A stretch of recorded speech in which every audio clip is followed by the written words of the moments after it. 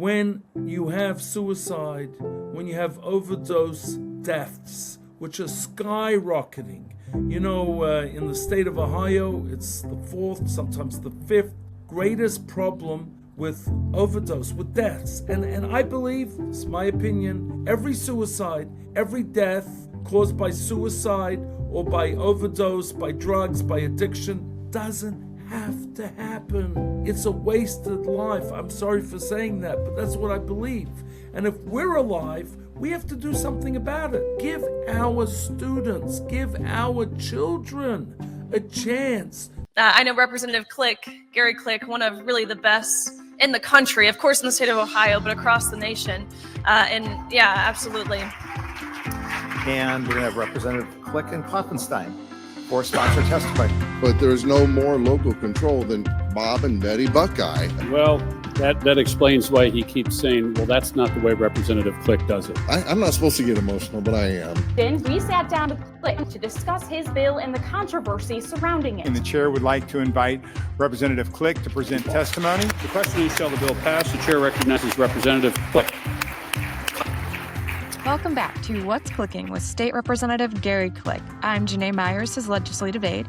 Today we have a very special guest. Representative, do you want to tell us who we'll be talking to? Yes, today we're talking with Rabbi Arya Kaltman. And Rabbi Kaltman is the director of Lifetown, which is a very unique program, and just very engaged in the community, engaged in supporting and helping young people through all circumstances of life. And he came to me over the last year and was very interested in putting forth a moment of silence in our schools.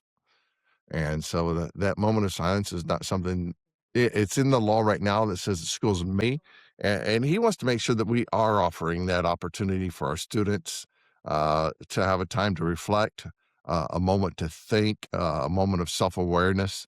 And so he asked us if we would carry that language. And so I'm carrying it with a Democrat, Representative Eric Sennenberg. And so we are hopeful to see that legislation move. But I wanted to talk to Rabbi Kaltman and get his perspective on why this was important to him. And so we sat down and had that conversation. And that's what we're going to share today. All right, sounds good. Let's jump in. I am so honored today to have a very special guest on What's Clicking. And this is Rabbi Arya Kaltman, and he and I have interacted several times. I think the most recent time we were together was at the Hanukkah, at the lighting of the menorah for Hanukkah at the governor's mansion. And I certainly appreciated that experience, and you were such a blessing there. But I have several questions for you and some exciting things to talk about. But before we do, would you take maybe 60 seconds and just introduce yourself to our audience? Who are you? What do you do? I even just learned something new about you on our text messages, that you were born in Australia. I didn't know that. So just give us the rundown on who is Rabbi Arya Kaltman.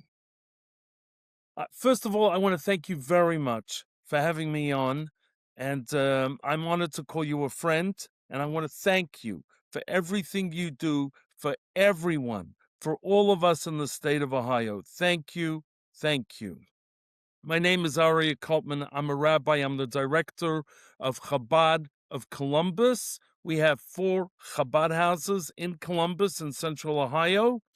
We have one in New Albany at the Laurie Schottenstein Chabad Center, where I'm headquartered, where I'm stationed. We have another one in Bexley, Chabad of Columbus, the Kitchen of Life. And then we have one downtown and one on campus. And what we have in common is that Chabad is the biggest Jewish organization in the world, literally.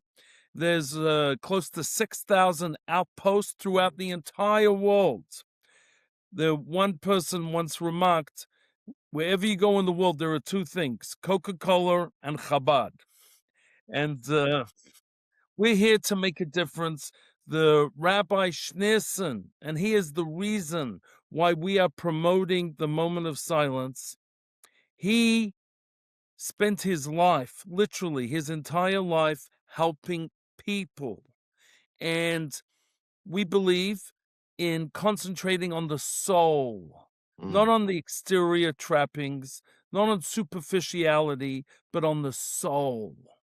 And at Lifetown, which we'll speak about, we help 5,506 students from all over our great state of Ohio, kids with special needs. We help empower them with the life skills they need in their journey towards independence. We believe passionately that a zip code should not determine a child's education. We target economically challenged communities. And we also have another place, and the governor, he definitely deserves a shout out. Under his leadership, we began Chabad of Bexley, the Kitchen of Life. The Kitchen of Life is a center where we have 3,360 individual student visits through the medium of food, which transcends all differences. We're able to curb, sadly and tragically, teenage suicide. Every 34 hours in Ohio, there is another teenage suicide. And we're not going to stand by idly while this is happening. We're going to do something about it. And just to put into perspective, the Rebbe of blessed memory, he united people, because when you concentrate on the soul, when you concentrate on what we all have in common, there are no divisions. We're all made in the image of God. The Talmud says that the reason why Adam and Eve were created as individuals is because no one can say that their father or their mother is greater than someone else. We all come from one Adam and from one Eve, from one father and one mother, and therefore the Rebbe taught through his example that someone else's physical problem is our spiritual obligation. That's good. And that's what Moment of Silence is all about. So wow, that was like drinking through a fire hose. There's a lot of great information in there, and it certainly blesses me. Let me pull something out of that, because I picked up on something you said in there that I'd asked you about before, and I heard you say rabbi, and there's rabbi Yes. and there's rabbi, and Yes. what is the difference between a rabbi and a rabbi? Okay, I am a rabbi because I passed a rabbinical ordination, a series of tests in rabbinic, in Talmudic lore, and the whole idea of taking the Torah, the Bible, and channeling it down into practical application. I passed. I'm a rabbi. However, a rebbe is someone who we believe is a soul which is there to empower his followers. And for that matter, for the Rebbe, it didn't matter who the Jew was, Reform, Conservative, Orthodox, non-affiliated, any Jew that moves. Every single Jew is Jewish. Every single human being is vital, is absolutely intrinsic to our world. And the Rebbe was a man of love who unconditionally brought people together, focusing on what we have in common. I think that's so important today. I think it is. I think there's a lot of stress on our differences, and it's legitimate to have differences. We can have different. You and I have some obvious differences, but we have a lot in common as well, and we should be able to focus on those things and to learn from each other. And I learn from you in every encounter and every experience. In fact, there's someone out there. A friend of mine says everyone should have a rabbi. And, he uses Rabbi Daniel Lapin for his rabbi in a sense, and I'm going to make you my rabbi if that's okay. I'm humbled. No, I am honored. I am humbled because you battle for children who have no voice. You came to Lifetown on a day of service with Jim Tressel, our lieutenant governor, the great coach of the Ohio State University. You rolled up your sleeves. You cared about our students, and I'm humbled and honored to call you a friend. And thank you, and I feel the same way about you. And I just think that although I'm a Christian and you're Jewish, our faiths are irrevocably connected together, I think. And certainly the more that I understand Jewish tradition and Jewish customs and the Jewish faith, I think the better I understand my own faith. So I thank you for access to that information through you. But let's get back to what we're on here for, because I think both of us being men of God and pastors or a rabbi of sorts, we can really spend a lot of time in that area. But you approached me through a mediary, and then before we connected, and you were very interested in having a moment of silence in the schools. Our legislative code says right now that schools may have a moment of silence, but you don't think that's sufficient. And I know I'm going to get ahead of it a little bit. This is a moment of silence. It's not a moment of prayer. It can be a prayer if a student chooses to, but we know some of the opposition is afraid. Well, what if a student prays? It's like, well, if they pray, they pray. If they do that voluntarily, we're not forcing any child to pray, and there are values to just meditation as well if you're not going to pray. But certainly we shouldn't be afraid of prayer. But and of course, and we do have State Representative Eric Sennenberg, who was invited, but he just couldn't be with us today, but a Democrat, Jewish Democrat, who is actually a joint sponsor on this bill. And I'm certainly glad to have him. He's a good person. And although Republicans and Democrats don't agree all the time, I think sometimes there are more times when we do find some agreement than people do realize. And this is one of those. So tell me again, why was it important to you to reach out to the General Assembly and ask us to change that from may to shall for a moment of silence? Absolutely. I believe that every single student desperately needs a moment of silence. And the reason is very simple. When you have suicide, when you have overdose deaths, which are skyrocketing, in the state of Ohio, it's the fourth, sometimes the fifth greatest problem with overdose, with deaths. And I believe, it's my opinion, every suicide, every death caused by suicide or by overdose, by drugs, by addiction, doesn't have to happen. It's a wasted life. I'm sorry for saying that, but that's what I believe. And if we're alive, we have to do something about it. And even though my kids are all out of school, but nevertheless, I think every student, I have a moral responsibility not to shove values down other people's throats, God forbid, to respect people, to help people. And like the Rebbe suggested, the Rebbe said, this is a moment of silence. We're not telling anyone what to do. We're not telling anyone how they should conduct themselves in this moment. Our youth, our kids desperately need mindfulness. What better way to start the day by thinking? No one's telling them what to pray. No one's telling them what to think.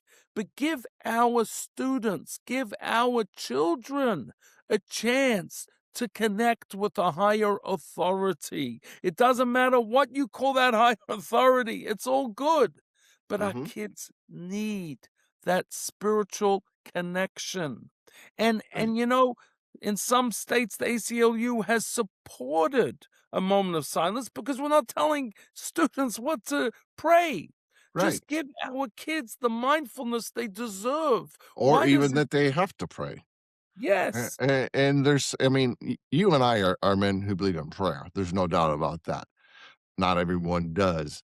But that to take that time, there are documented evidences that a moment of meditation and a moment of mindfulness does something. In fact, Representative Sennenberg advised us that actually former Congressman Tim Ryan, who's definitely on a different side of the political aisle than what I am, and I don't even know your political affiliation, and it doesn't matter. I don't want to know. I don't want you to tell us.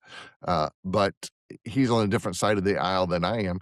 But he actually wrote a book about meditation because he thought it was that valuable. And so really, I think that the idea that we could sit and give our children, and we don't tell the school how long, we're really trying to be as non-intrusive as possible, but it could be 30 seconds, it could be 60 seconds, it could be 2 minutes, 3 minutes, whatever fits in that teacher's schedule. But to let that child have a moment of self-reflection internally, that brings down, it's documented to bring down the level of stress. It can help a young person think through something. Kids are facing so much these days. We've got, you know, kids especially are dealing with, these things, all the Yes. time. And there's always a phone in their face. And many of us adults, I mean, I catch myself, I have to discipline myself, just to put this thing away sometimes. And because, I get caught checking my text messages, checking my email, checking social media and things like that. And I find it's not even healthy for me. And it's certainly, and kids typically have less self-control than we do as adults. But just to take a moment and spend time with themselves, because that's what a moment of meditation does. It allows you to spend time with yourself. And I think it's a great idea.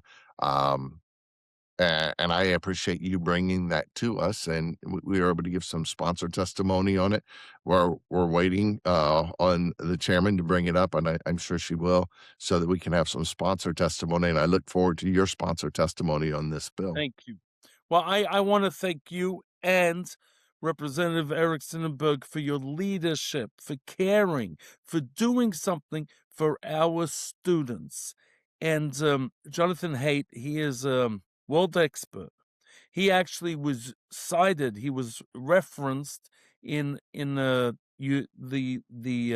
legislator passed a rule about having phones in school, and Jonathan Haidt was one of the people who they referenced. And he writes very clearly. He's the author of The Anxious Generation. And he speaks about how social media has taken our youth, and he says particularly male teenagers, and made their brain mush. He doesn't use those exact words, but he says all they do is scroll down. Their recipients, their minds, which is the greatest gift they have, that we believe that God gave them, their mind isn't doing anything. All it's doing is responding to someone else. When we grew up, when we studied in yeshiva in the Talmudic Academy, we're taught to question. We're taught to probe. We're taught to think. What better way for giving this gift of contemplation, of self-reflection, of thinking, of not just accepting what's thrown at you, but our students, they are at such a critical juncture in their life. And we believe that education is most important when the student is young, just like a tree. When the Rebbe used to say, when a tree grows, if it has a strong base, a strong foundation, even when the wind comes, it won't be blown down. And our kids, sadly, are exposed to a tornado of an avalanche of so much unnecessary garbage, which it blows their ways. And our students need the foundation. They need the strength. Now, like I say, you can call God a higher authority, anything you want.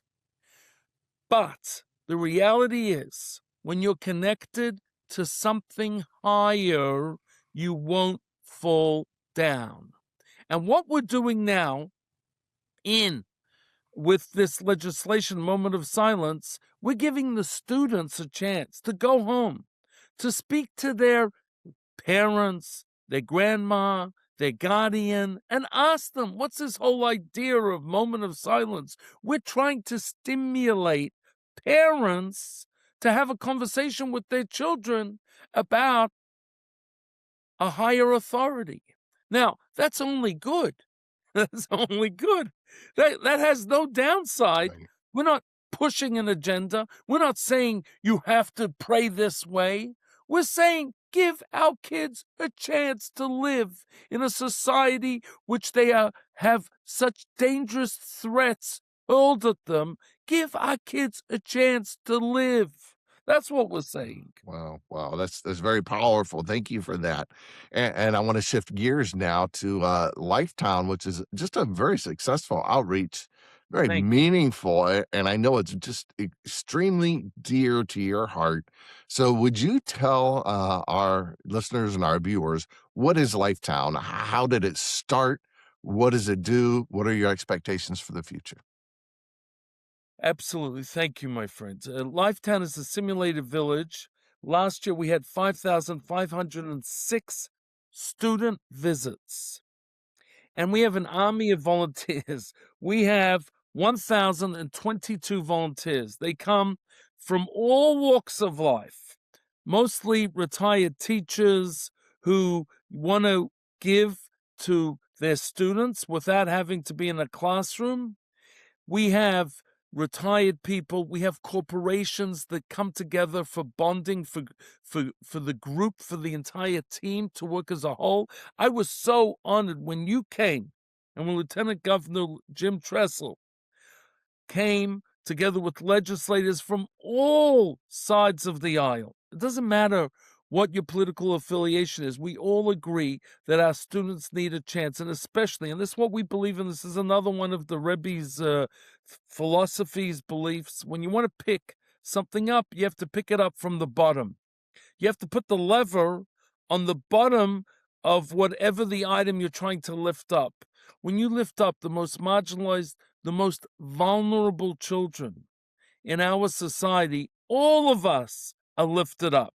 And like I said earlier, someone else's physical problem is our obligation.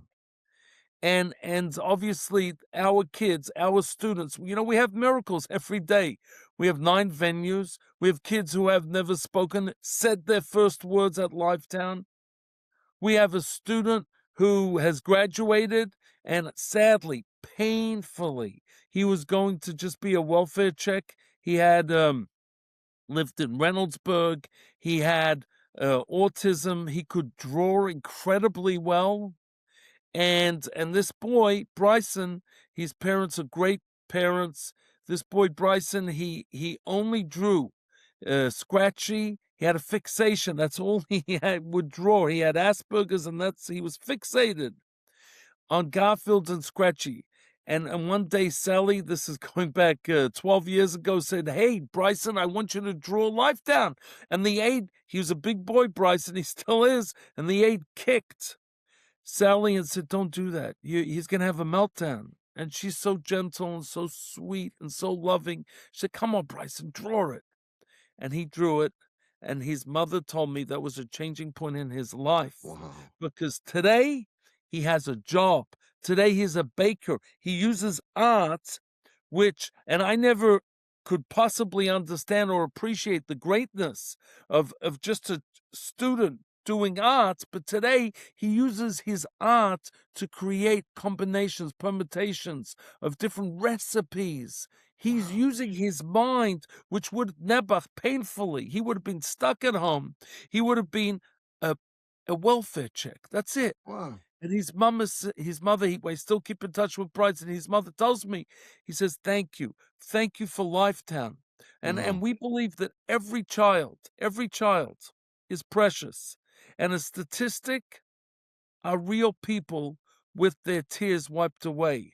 Every mm, single one of our 5,506 students is vital, and they need a chance. And we will do everything, absolutely everything we can to give our students a chance in life. And not every day, but most days, I stand by the door as they greet them, as we welcome them inside to the Lifetown. And I do that because I want our students to know that they're precious, that they're celebrities.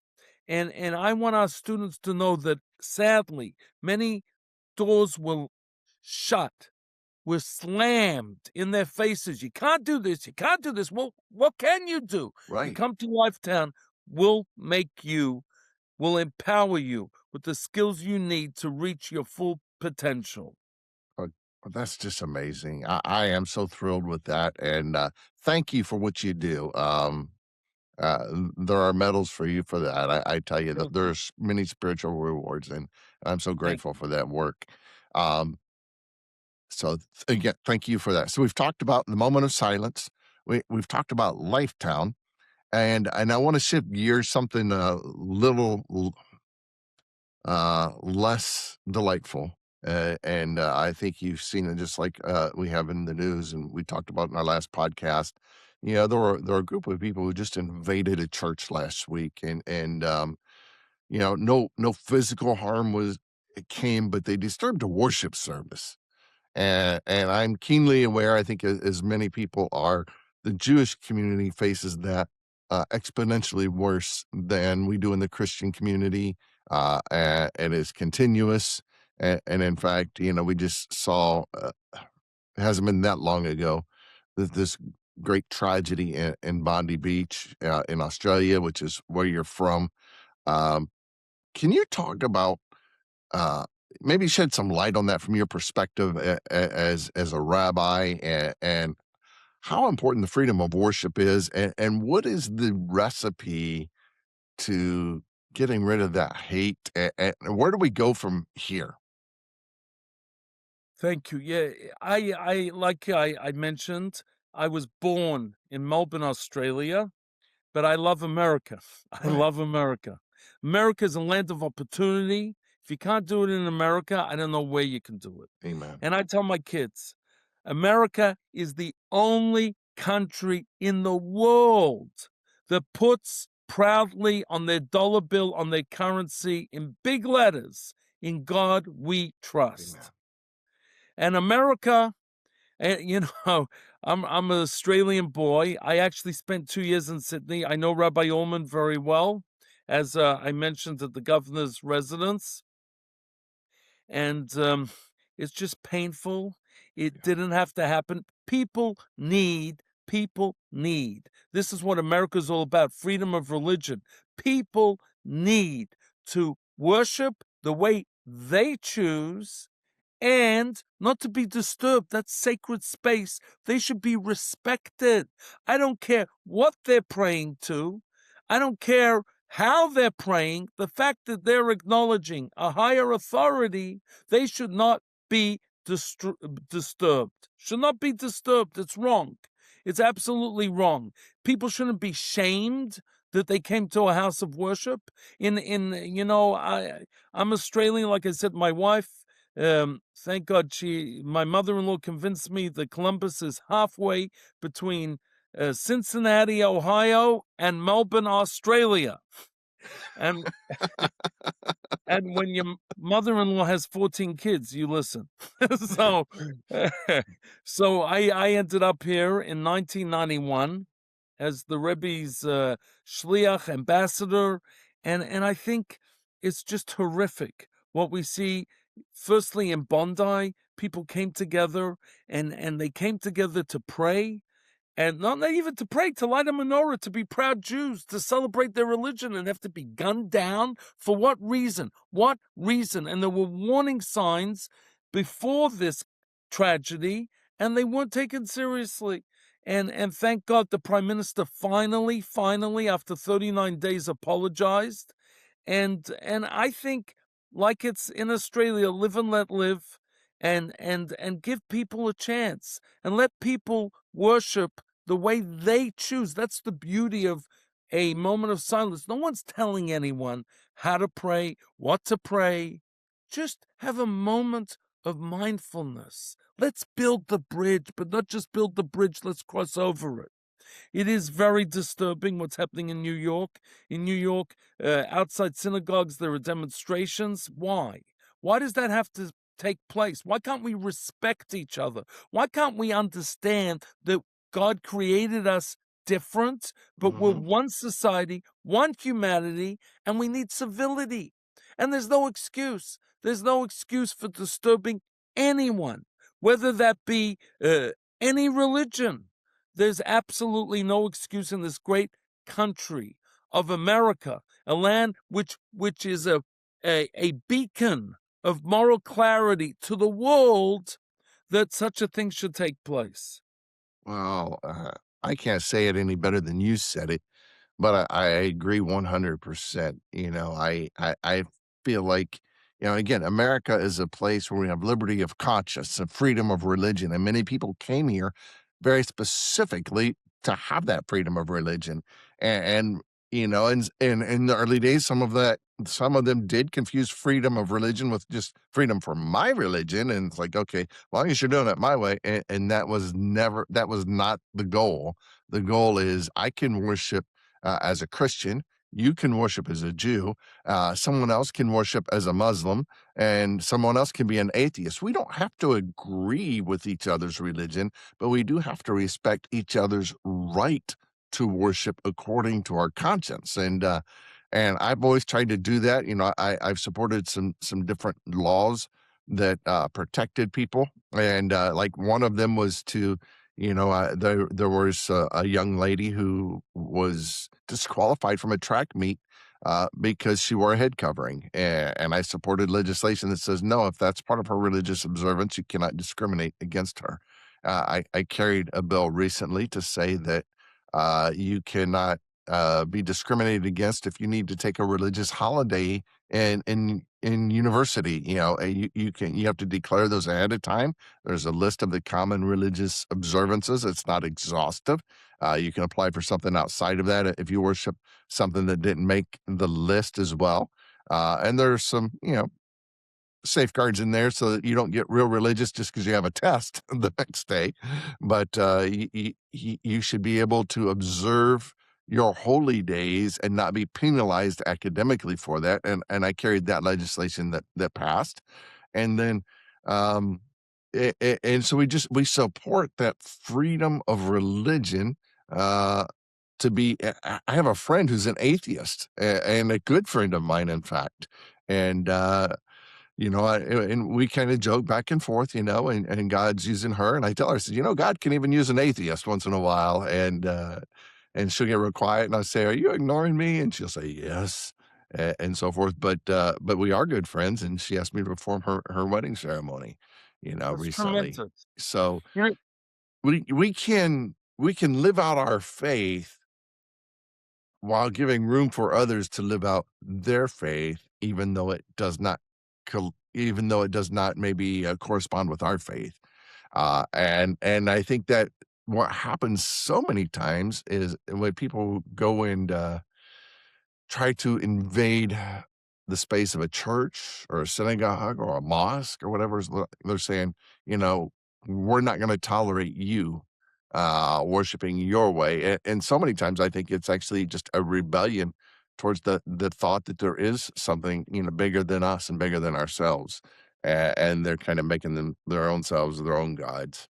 So that's well, my, I applaud you, absolutely applaud you, because you're consistent. And I'll tell you an interesting thing, concept in Judaism. The word for truth is emes. Emes, or that's the Ashkenazic pronunciation, emet. What's truth? Aleph is the first letter of the alphabet, Mem is the middle letter of the alphabet, and Tuf is the last letter of the alphabet. Truth is consistency. You are consistent in your beliefs. You consistently support all of us in Ohio, that we have the opportunity, the freedom. That's what America is. It's right. freedom. You're right. The freedom to choose what we want to do. That doesn't mean excluding people. That Right. doesn't mean that we're telling you what to think during the moment of silence. For me, the Rebbe was awarded in 1995 the Congressional Gold Medal, and posthumously. And John Lewis, I'll never forget, he got up there and he said, I am a co-sponsor with Newt Gingrich. I never thought that we would agree to anything. Oh, that's funny. And he said, we finally agree on something. And I'm honored that it was the Rebbe that brought these two different political leaders together. And that's what we got to do. And the Rebbe always said, when you want to build a coalition, find one thing you have in common. Right. One thing. and slowly build upon that. And then, hey, he's not that bad. I had this in common with him. She Right. had this in common with me. We all are made in the image of God. If you want to believe it, you don't have to believe it. We're all special. But one thing no one will deny, we all love our children. We all Yes. want to give our kids the chance that we didn't have. And I'll tell you this, Elie Wiesel told me this. Elie Wiesel said, it is tragic that children have to pay the price of mistakes that adults make, whether it be war, whether it be divorce. Children are always at the mercy of adults. Mm, Please, everyone, it doesn't matter what you believe. It doesn't matter what side of the aisle you're on. right. Let's come together. We all love our children. We all want a healthy, better tomorrow. When there is suicide every 34 hours, it's painful. It's tragic. Right. Unfortunately, I'm involved. You know, I got to shout out to the governor. 988 is incredible. Yes. 988 saves lives. We are the leader in the nation. And Doug Jackson, who leads 988, does an incredible job. It does. Loving, caring, thoughtful. He's helping us. We're doing things with AI, which to stop drug and suicide prevention, and Doug is helping us with that. We got to come together. We got to let our differences fall apart, because it's not about me, it's not about you, it's about our children. How could a moment of silence, how could it possibly be bad for our kids? I don't I know. just don't get it. I'm sorry. I just don't get it. I don't either. I think, and we're gonna have to wrap here because I think we've gone longer than most of my interviews, and that's great because it's all good content. But I think sometimes people get stuck in this idea that, you know, if I'm nice to somebody that I disagree with, I'm compromising my values. And I think that you can be nice to somebody. You can be firm on what you believe. And I always am firm on the things that I believe. But my firmness on the things that I believe does not mean that I have to be hateful towards somebody that believes differently. I couldn't agree with you more. Actually, you'll forgive me, Gary, but there was a rabbi who lived 250 years ago. He says exactly what you say.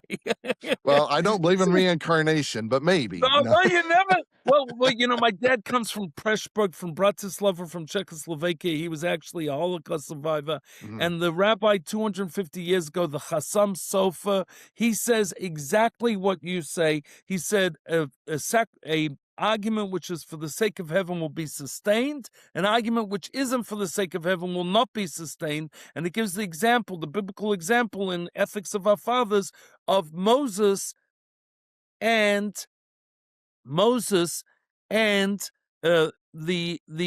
congregation. So the question is, why the Chasam Sofer says exactly what you're saying. When Moses had a dispute with Korach, he wasn't at all fighting against Korach because Korach was a political foe. He was fighting for the sake of heaven. And that is something integral which we all need to understand. And let's put aside our differences. Let's give our kids a chance to succeed. And God bless you, and thank you. Thank you for your leadership. Thank you for being consistently caring about every single citizen in our great state. Like, we have Eric, we have you. We're in this together. Yeah. We're going to win. And God bless you. Well, and just one of the ways I like to say this, even when it comes to, you know, and I'm not perfect, I do make mistakes, and I confess that. But my goal is always to focus on policy rather than personality. So it's not like I can't vote for that because I don't like that guy, or that person's bad, so I don't want anything to do with. No, it's like, is this a good policy or is this a bad policy? And I try to focus more on the policies than the personalities. But and in my campaigns, I've ran my campaigns that way. Now, sometimes there are people who are quote unquote advocating for me who don't do it that way. But I've always tried to say, here's what this person believes. Here's what I believe. Here's what I have done. Here's what they've done. Here's what they've said. Here's what I've said. instead of, and we all know that negative politics sells and works. And there are a lot of people out there who go and try to smear someone's character. And I do the best I can to avoid that. And let's just talk about truth. And one of my mentors, Jesus, said, "The truth shall make you free." Well, with all my heart, God bless you for caring about all of us. Doesn't matter who the student is, you care about people. And for that, you should be thanked and appreciated. God bless you. Well, God bless you, Rabbi Kaltman. Thank you for joining me today. Thank you. Well, it was so incredible to hear from Rabbi Kaltman and to hear his insight on this issue. Representative, any closing thoughts about this podcast? Well, one thing I love about him is his passion. He is 100% high octane. Every time I've spoken to him, always an encouraging fellow. Really cares about his community. Cares about all communities, and not limited to his particular sect of the community, but he just cares about people, and that's what really impresses me about him. And I sure appreciated that discussion. All right. Well, it was so good to hear from him, like I said before. But Representative, I believe we have some very special guests next week as well, Yeah. talking about tech cred. Is that Yeah, correct? tech cred has been a great success here in Ohio. Something that's been very, very exciting for both our small businesses and even some of our large businesses, and for our community colleges and so forth. So next week, I've got William Taylor, lives here in Fremont, but he's with Owens Community College. And then also we have Terry Ferris, who is at Terra State Community College. And we're going to talk about tech cred and what it does, how it does it, who it helps, and why it makes a difference. So I'm really looking forward to that episode next week. And I think we've got a little clip from that to share with you today. So what if somebody's saying, well, why should the state be putting money into this? Why is this a good investment of tax dollars? Well, if we don't do it, we potentially lose, one, employees at our companies, but two, one of the things that we said is 97% of the companies that invest in their employees retain their employees. It's very important to keep our residents in our counties, in our towns, in our state. Yeah, people have a choice where they live, don't they? Is this valuable to the state of Ohio? Is it a good bang for our buck? Are we getting a return on our tax dollar? Is this a good investment for us? And the bottom line is, for the state of Ohio, for people to live in this wonderful state and in our communities, we have to be competitive. We have to make sure that our workforce is trained, that they're productive, that employers want to come to this state and do business because it's a well-trained workforce. You've been listening to What's Clickin', the official podcast of State Representative Gary Click, covering Ohio's 88th House District. That includes Seneca and Sandusky counties in Northwest Ohio. I'm Janae Myers, his legislative aide. If you would like to reach out to us, you can send us an email at rep88, that's REP88, at ohiohouse.gov, or you can give us a call at 614-466-1374. Thanks again for joining us for What's Clickin' with State Representative Gary Click. We'll be back again soon to let you know what's clickin' in Ohio.